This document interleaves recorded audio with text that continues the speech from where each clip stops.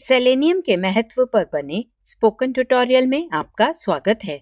इस ट्यूटोरियल में हम सीखेंगे हमारे शरीर में सेलेनियम के फायदे, इसकी कमी के लक्षण, सेलेनियम के खाद्य स्रोत। सेलेनियम एक सूक्ष्म पोषक तत्व है जो ज्यादातर खाने में पाया जाता है। यह एंजाइम का एक जरूरी भाग है। हमारा शरीर सेलेनियम से सेलेनोप्रोटीन बनाने का काम करता है। हमारे शरीर में अलग कामों को करने के लिए उनकी जरूरत होती है। सेलेनोप्रोटीन डीएनए के संश्लेषण में शामिल होते हैं।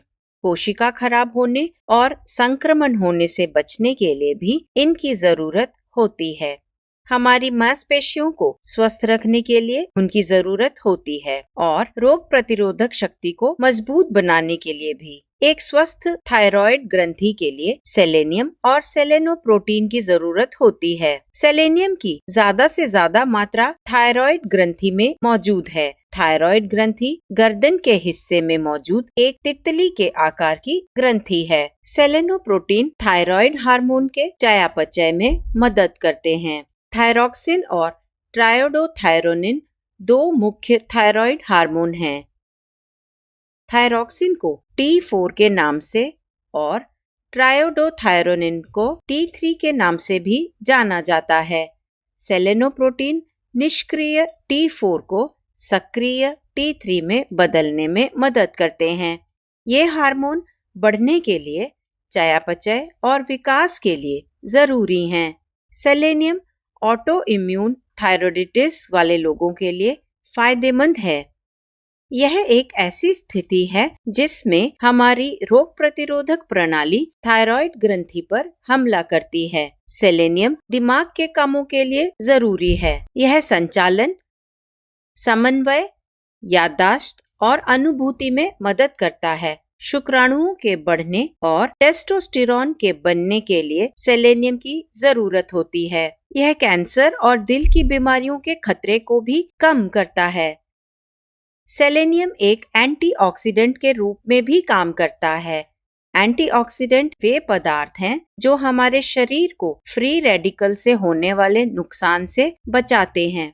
फ्री रेडिकल ऐसे पदार्थ हैं जो हमारे शरीर में अपने आप से ही बनते हैं।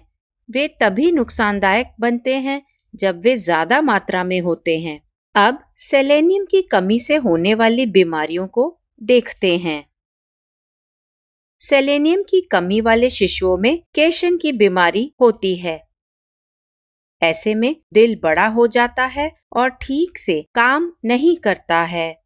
काशिनबेक रोग हड्डियों और जोड़ों की बीमारी है। यह उन किशोरों और शिशुओं में देखा जाता है जिनमें सेलेनियम की कमी हो। पुरुषों में बांझपन में बढ़ावा और प्रोस्टेट कैंसर भी देखा जाता है। मैं अब आपको सेलेनियम की कमी के लक्षण बताऊंगी। उदास मनोदशा, चिंता, भ्रम और मांसपेशियों की कमजोरी इसके कुछ लक्षण हैं। सेलेनियम की कमी कुछ तकलीफों के खतरे को बढ़ा सकती है। सेलेनियम और आयोडीन की कमी मिलकर थायराइड रोग के होने के खतरे को बढ़ाते हैं। हाइपोथायराइडिज्म सेलेनियम की कमी से भी जुड़ा हुआ है। यह एक ऐसी स्थिति है जिसमें थायराइड हार्मोन का बनना कम होता है। इसकी कमी से कैंसर, अल्जाइमर्स और दिल के रोग का खतरा बढ़ जाता है। अब उन समूहों को देखते हैं जिनमें इसकी कमी होने का खतरा है। जिन लोगों को HIV है, वे लोग जो डायलिसिस करा रहे हैं, उन क्षेत्रों में रहने वाले लोग जहां की मिट्टी में सेलेनियम की कमी है। अब मैं आपको सेलेनियम की सुझाई गई मात्रा के बारे में बताऊंगी।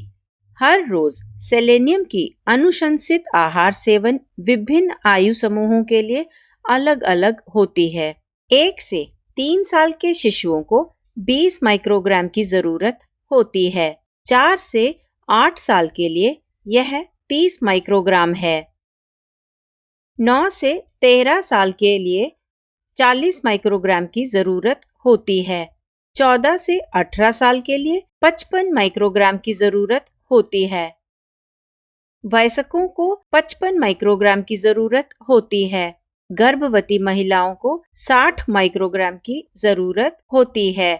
दूध पिलाने वाली माताओं को 70 माइक्रोग्राम की जरूरत होती है। इन जरूरतों को पूरा करने के लिए सेलेनियम से भरपूर खाना खाने की सलाह दी जाती है। सेलेनियम के खाद्य स्रोतों को देखते हैं।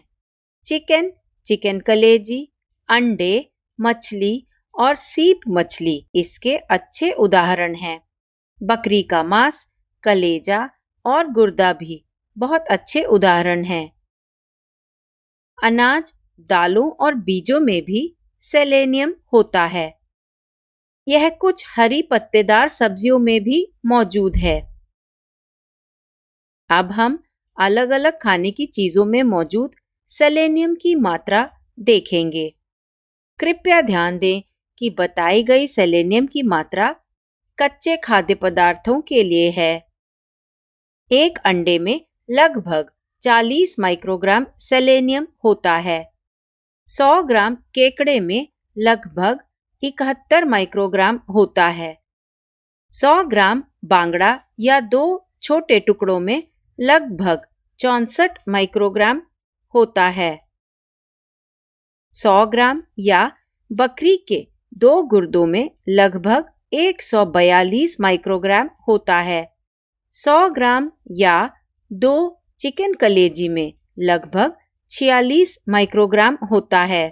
चिकन के 100 ग्राम या 4 छोटे टुकड़ों में लगभग 20 माइक्रोग्राम होता है। 30 ग्राम या 2 बड़े चम्मच बिना छिलके वाली मूंग दाल में लगभग 15 माइक्रोग्राम होता है। 30 ग्राम या 2 बड़े चम्मच सूखे मटर में लगभग 15 माइक्रोग्राम होता है।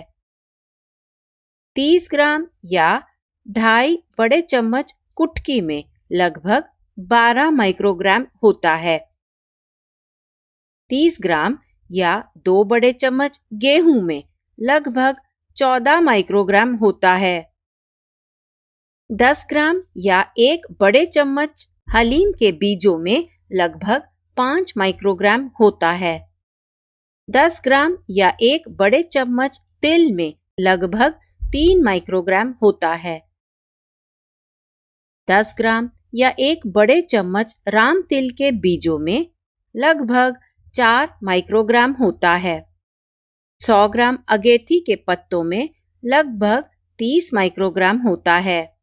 100 ग्राम चौलाई की पत्तियों में लगभग 21 माइक्रोग्राम होता है। अच्छे स्वास्थ्य के लिए इन खाद्य पदार्थों को अपने हर रोज के खाने में शामिल करें। अब यह ट्यूटोरियल यहीं समाप्त होता है। IIT बॉम्बे से मैं बेला टोनी आपसे विदा लेती हूँ। हमसे जुड़ने के लिए धन्यवाद।